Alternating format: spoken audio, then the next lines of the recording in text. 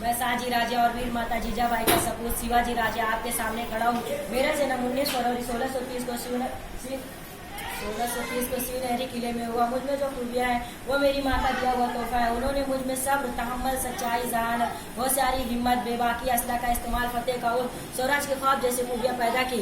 मेरी जिंदगी वाकया से भरी पड़ी है। पिनाला का मुआसरा, अफजल खान से मुलाकात, विशालगढ़ और घोड़दर्रा की लड़ाई, बाजी पर की मौत, आगरा से फरार, सिंहगढ़ की फतेह और स्वराज के कयाम, हुस्ने ताजपोशी। और फिर वो वक्त आएगा जब मुझे ताजपोशी के जरिए बाकायदा महाराज बनाया गया। मैंने भी अपनी जिम्मेदारियों से मुंह नहीं मोड़ा। अब तो रियाया की फिक्र थी। स्वराज का कायम एक बहुत बड़ा मुहारका था। मुझे स्वराज को अखलाकियात और म्यार के साथ जोड़ना था। इसलिए मैंने मुअस्सर हुकूमत अमली से अंजाम दिया।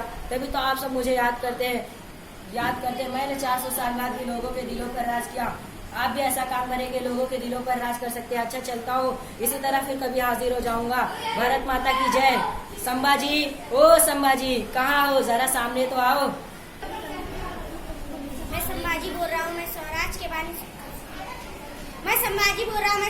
बानी शिवाजी महाराज का बड़ा बेटा हूँ। मेरा जन्म 14 मई 1657 को पुरंदर के किले में हुआ। मैंने अपने वालिद शिवाजी के नक्श कदम पर चलने की पूरी कोशिश की। मेरी कारकर्दगी महाराज के बाद जंग आजादी का पहला मरहला थी।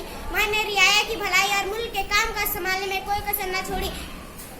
फौजी मामलात में भी दूर अंदेशी से काम लिया। तभी तो फ्रांसी से एबे कैरे ने लिखा है कि मैं वो वली अहद हूँ जो कम सीन होते हुए भी अपने बाप का शान बहादुर हूँ। अपनी जिंदगी के तजुर्बात की बना पर मैंने बुद्ध भूषण नामी किताब लिखी जो सियासी उमूर की अक्कासी करती हो।